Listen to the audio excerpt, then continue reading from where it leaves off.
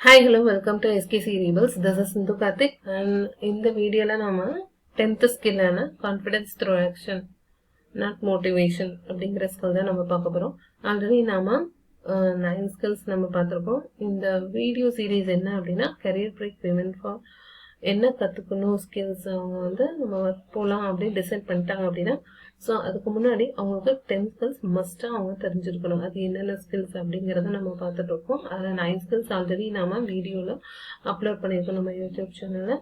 டிஸ்கிரிப்ஷனில் link add பண்ணியிருக்கேன். பார்க்காதவங்க அந்த வீடியோ பார்த்துருங்க. இது 10th ஸ்கில். என்ன ஸ்கில் அப்படின்னா confidence through action not motivation. ஓகேவா?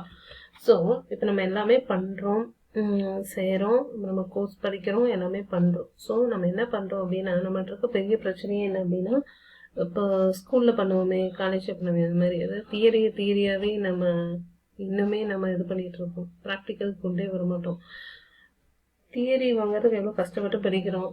100க்கு 99 மார்க்ஸ் வாங்குறோம், இல்லை 100 அவுட் ஆஃப் 100 கூட வாங்குறோம். ஆனால் நம்ம என்ன பண்ணுவோம் அப்படின்னா ப்ராக்டிக்கல் அப்படின்னு வரும்போது அதை முழுசாக அப்ளை பண்ணுறது இல்லை. ஸோ அதை தான் வந்து நம்ம பண்ணுற பெரிய தப்பு. ஸோ இங்கே வந்து அப்படி நம்ம பண்ணக்கூடாது. ஸோ எந்த விஷயமா இருந்தாலும் நீங்கள் என்ன பண்ணுறதா இருந்தாலும், இப்போ எந்த டாஸ்க் பண்ணுறதா இருந்தாலும் சரி, இப்போ கோர்ஸ் படிக்கிறீங்கன்னாலும் சரி, அதை ரியல் டைமாக அப்ளை பண்ணி பார்க்கணும். ஃபஸ்ட்டு தியரியாக தான் நம்ம படிப்போம் இல்லையா? கோர்ஸ் எல்லாமே வந்து தியரிட்டிக்கலாக இருக்கும். கோடிங் வந்து இப்படி பண்ணணும் அப்படி பண்ணணும்னு சொல்லுவாங்க. ஆக்சுவலாக அந்த கோடிங் அங்கேயே நின்றுடாமல் ரியல் டைம் ஒரு ப்ராஜெக்டில் அந்த கோடிங் அப்ளை பண்ணுறதுனால என்ன நடக்கும், ஏது நடக்கும், எப்படி அவுட்புட் வரும், இது நம்ம ரியலாக ஒரு கிளைண்ட் வந்தாங்க அப்படின்னா அவங்களுக்கு எப்படி நம்ம வந்து டெலிவரபிள்ஸ் கொடுப்போம் அப்படிங்கிறத வந்து நம்ம தெரிஞ்சுக்கணும். சரிங்க. ஸோ அதை தான் நான் சொல்ல வரேன். இப்போது இன்னும் தெளிவாக உங்களுக்கு சொன்னோம் அப்படின்னா இப்போ நம்ம வந்து HTML, CSS, JavaScript அப்படிங்கிறத படிக்கிறோம். இல்லைன்னா ஜாவா, C++, அந்த மாதிரி என்ன லாங்குவேஜஸ் படிக்கிறோம். ஓகேவா? ஸோ அதை படிக்கிறோம். அந்த கோடிங்கை வந்து ரியல் டைமில் நம்ம வந்து அப்ளை பண்ணி பார்க்குறோமா அப்படின்னே கிடையாது. படித்ததும் நிறுத்திடுறோம்.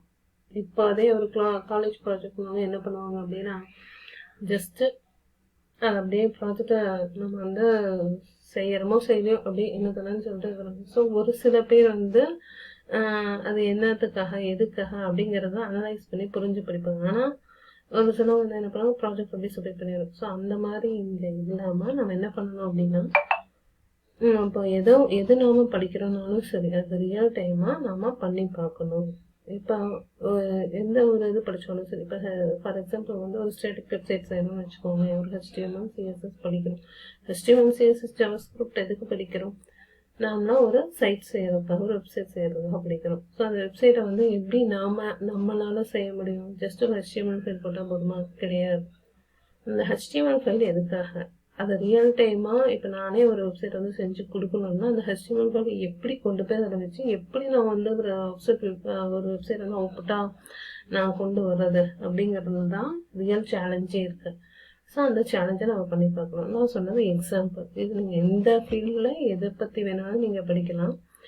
எந்த ஃபீல்டுக்கு நீங்கள் வந்து ஜாபுக்கு போகிறதுக்கு ரெடியானாலும் சரி. ஸோ அதுக்கு முன்னாடி நீங்கள் கண்டிப்பாக உங்களுக்குன்னு ஒரு ஸ்கில் இருக்கு இல்லையா? அதை படிப்பீங்க, அதை அப்டேட் பண்ணிப்பீங்க, அப்ஸ்கில் பண்ணிப்பீங்க. ஸோ அந்த ஸ்கில்லை ப்ராக்டிக்கலாக உங்களுக்கு எப்படி அப்ளை பண்ணுறது அப்படிங்கிற ஒரு சின்ன நாலேஜ் வந்து தெரிஞ்சிருக்கணும். ஸோ இந்த மாதிரி நாலேஜ் தெரிஞ்சிருக்கனால உங்களுக்கு என்ன பெனிஃபிட்டாக இருக்கும் அப்படின்னா, இப்போ நீங்கள் நாளைக்கு ஒரு இன்டர்வியூ போகிறீங்க அப்படின்னா உங்களால் திணறாமல் அவங்களால ஆன்சர் பண்ண முடியும். ஏன்னா நீங்கள் தான் ரியல் டைமே பண்ணி பார்த்துட்டீங்களே. ஸோ எந்த விதமான கொஸ்டின்ஸ் கேட்டாலும் நம்மளால் ஆன்சர் பண்ண முடியும். டெக்னிக்கலாகவும் சரி, வேறு மாதிரியான கொஸ்டின்ஸ்னாலும் சரி. ஓகேவா? ஸோ இன்டர்வியூ கூட நாமளாம் என்ன கேட்க போகிறாங்க அப்படின்னா பர்சனலான சில விஷயம், பர்சனல் இன்ஃபர்மேஷன் கேட்பாங்க. நீங்கள் யார், என்ன செய்றீங்க, உங்கள் அப்பா அம்மா என்ன பண்ணுறாங்க, டெல் மீ அபௌட் யுவர்செல்ஃப் அப்படின்னு கேட்பாங்க. அது ஆஸ் யூஷுவல் நம்ம எல்லா பக்கம் சொல்லும்போது நம்ம நீட்டாக சொல்லிடுவோம். இன்னொன்று வந்து என்ன, நம்மளுக்கு வந்து அவங்க வந்து ஒரு ரோலுக்கு தான் நம்மளை வந்து இன்டர்வியூக்கு கூப்பிடுவாங்க. ஸோ அந்த ரோல் வந்து கண்டிப்பாக நம்மளோட ரெஸ்யூமில் அந்த ரோலுக்கு நம்ம சூட்டபிளாக இருக்கமா அப்படிங்கிற குவாலிஃபிகேஷன் பார்த்து தான் நம்ம கூப்பிடுவாங்க. ஸோ அது வரைக்கும் அவங்க கூப்பிட்ருக்கோம் அப்படின்னா கண்டிப்பாக அந்த ரோலுக்கு நம்ம ஆப்டாக இருப்போம் அப்படின்னு சொல்லிட்டு நம்ம கூப்பிட்டுருப்பாங்க. அப்போ நம்ம அந்த இடத்துல ப்ரூவ் பண்ண வேண்டிய மீதி இருக்க ஒரே ஒரு விஷயம் என்ன அப்படின்னா நாம டெக்னிக்கலாக ஸ்ட்ராங். ஸோ அந்த டெக்னிக்கல் ஸ்ட்ராங் அப்படிங்கிற சுச்சுவேஷன் எப்படி வரும் அப்படின்னா நம்ம அங்கே போகிறதுக்கு முன்னாடியே நம்ம ப்ராக்டிக்கலாக நம்ம செஞ்சு பார்த்துருக்கோம் அப்படின்னா டெக்னிக்கல் ரூம் பற்றி நம்ம கவலையே பட தேவையில்லை இல்லையா? ஸோ அதை தான் நான் இங்கே சொல்ல வரேன். ஸோ நீங்கள் எந்த ஃபீல்டில் எந்த ஸ்கில் எப்படி படித்தாலும் சரி, அதை ரியல் டைமாக ப்ராக்டிக்கலாக உங்களுக்கு அப்ளை பண்ணி தெரிஞ்சிருக்கணும். ஸோ அதுதான் சொல்கிறாங்க டூயிங் ஸ்மால் ப்ராஜெக்ட்ஸு. ஸோ அப்படி பண்ணும்போது நம்மளுக்கு என்ன ஆகுனா, நம்மளுக்கு நம்ம மேலே ரொம்ப கான்ஃபிடென்ட்டாக இருக்கும், கான்ஃபிடென்ட் பில்ட் ஆகும். குட்டி குட்டி ப்ராஜெக்ட்ஸ் செஞ்சு அந்த ரியல் டைமான அவுட்புட்டை நீங்கள் பார்க்கும்போது அவங்களுக்கு ஓகே, நான் இது புரிஞ்சுக்கிட்டேன், அண்டர்ஸ்டாண்ட் பண்ணிக்கிட்டேன், இந்த கான்செப்ட் எனக்கு ஓகே அப்படிங்கிற மாதிரி உங்களுக்கு தோணும். ஸோ அது மூலமாக அதே மாதிரி ப்ராப்ளம் சால்விங் பண்ணி கொடுக்கறது. ஸோ இது நான் பண்ணுறதுனால ஒரு கிளைண்ட்டுக்கு வந்து நான் ப்ராப்ளம் சால்வ் பண்ணுறேன். ஒரு வெப்சைட் பண்ணி கொடுக்கறதுனால ஒரு கிளைண்ட்டுக்கு இருக்கிற ஒரு ப்ராப்ளத்தை நான் சால்வ் பண்ணிட்டேன். ஓகேவா? ஸோ அந்த மாதிரி ஸோ அவங்க பிஸ்னஸ்க்காக தானே ஒரு வெப்சைட் க்ரியேட் பண்ணுவாங்க. ஸோ அந்த வெப்சைட் வந்து நான் ஒரு ஸ்டேட்டிக் வெப்சைட்டாகவோ இல்லை டைனமிக் வெப்சைட்டாகவோ நான் க்ரியேட் பண்ணி கொடுத்துட்டேன்.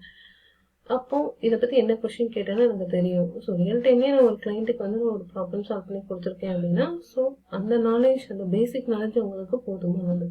அதுக்கப்புறம் நம்ம ஒரு கம்பெனியில் நம்மளை வந்து ஹையர் பண்ணி அவங்க வந்து ட்ரைனிங் கொடுத்து அதுக்கப்புறம் அவங்களோட ரியல் ப்ராஜெக்டில் கொடுத்தா நம்மளுக்கு இன்னும் ஈஸியாக இருக்கும் இல்லையா? ஸோ இதனால் நம்மளுக்கு என்ன ஆகும் அப்படின்னா கான்ஃபிடென்ட் ரொம்ப பில்ட் ஆகும். ஸோ இப்போ நம்ம கோர்ஸ், அதுதான் நான் ஆரம்பத்தில் சொன்னதான் அந்த நாட் ஃப்ரம் அப்படின்றது.